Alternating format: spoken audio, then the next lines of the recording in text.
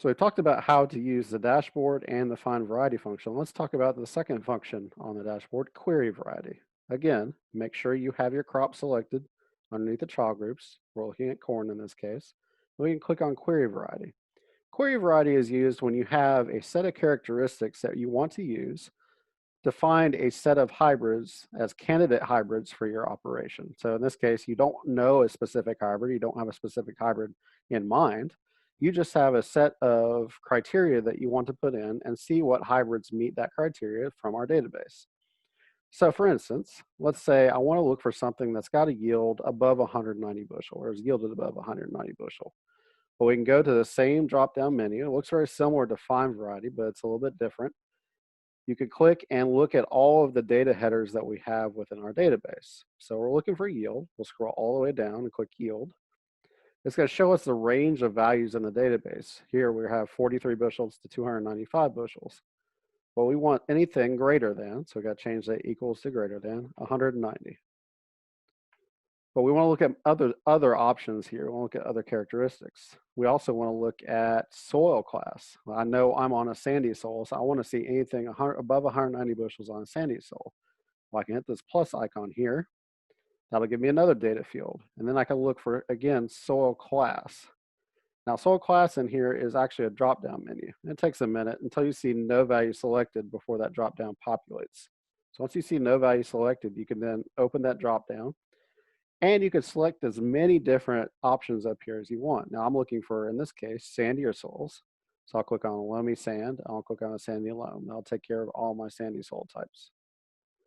So, okay, I've not got anything above 190 bushels on a sandy soil type. I also want some good test weight. So let's add another criteria here. I want to add test weight. Let's see, test weight. In this instance, I want anything, I'll really push in test weight. I want anything above 56 bushel. Or pounds per bushel. And you can see our range here is 38 to 62. So I've got some play in there. Additionally, I want to look for something a little bit later. Like I don't want an early hybrid. I want a late hybrid for my operation because I struggle getting early hybrids to work on those sandier soils. So here I can put another criteria in and I can look for relative maturity. And I want anything that's greater than, let's say, 117 days. Again, you can see we're anything from 99 to 119 days in our database. So that's my criteria. I don't have a specific hybrid in mind. I just have some characteristics, and I want to see what the database says for hybrids that meet these characteristics. So we'll hit search. And now I've got 16 varieties or hybrids that match my search criteria. You can scroll down here. You can see there's actually a lot more than what's showing on the top, but it says right here, I got 16. Now, if I click on any one of these names, it does a very similar thing to what you did with find variety. It'll take you to the variety sheet for that specific hybrid. But we don't want to do that. We don't know which one of these we really want to look at first. We want to compare them. We want to look across all of these 16 and kind of see which ones will fit for us. So in that instance, we can hit this compare button here. And that's going to take us to really a new section, what's called the compare varieties section. This is where we can look across all of our different hybrids and see what characteristics each one of them have and how they compare to each other. So in this instance, we have 16 hybrids. So you got to come down here and you can scroll across to see that all the hybrids are now represented. You see the hybrid names up top here. Let me scroll back over. You can see what locations they were in, how many variety records. So this is the number of locations and the years they were tested. I want to point something out here. Notice that there's a 7 for one of these, and there's a 25 for another. So this 1887 is only going to test 1 year in 2018. So it only has 7 variety records. Whereas this Rev line, 28 BHR 18, was in the test for 3 years, 2018 through 2020. So it says 25. We don't have correlated data on as a default, which means you're just going to get all the data, whether it's a single year or up to 3 years. So when you're looking at that, keep this in mind. So you know that if I'm looking at data from 1 year, it's going to be a little less reliable. It's not bad. It's just a little less reliable than anything that's got 2 or 3 years of worth on it. So now we've got the years and the variety records, the companies, which are currently being filled in. This is still a work in progress for our database, whether it's available or not, and then the trait that was tested.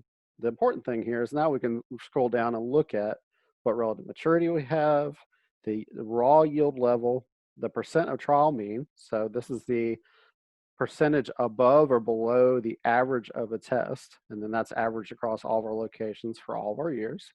What that trial mean yield was, so you can see that, for instance, in this 28 BHR 18, it was 4% higher than the trial mean yield, so it's 180 versus a 172.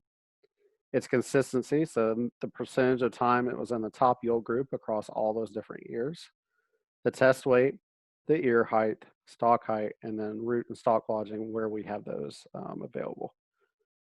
Now you're going to say to yourself, but Ryan, I was looking for anything above 190 bushels. These are all below 190 bushels. That's because the database is looking for any specific instance of 190.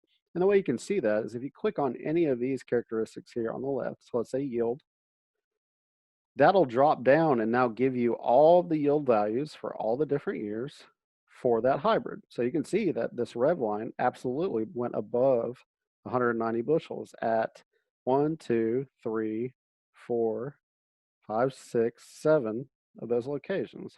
8, actually a little bit more than that.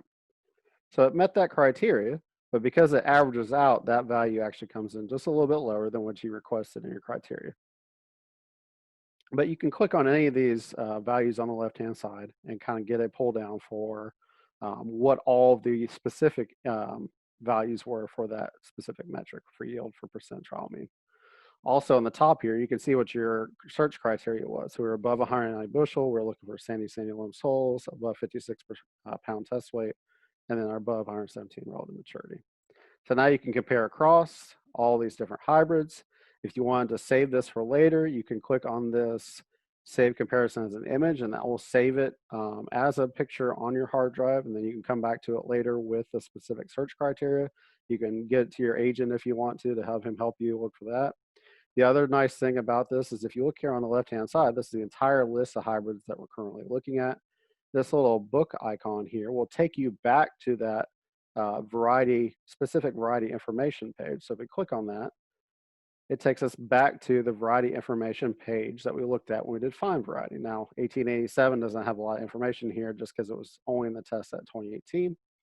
However, look at one of these decab lines. Let's look at 6869. Now you can see that you got that ear image and we got that link to the tech sheet. So you can find more characteristic information about these hybrids that you may or may not find in the database. So that's the query by hybrid function and a little bit of what the compare by hybrid function looks like inside of Medius.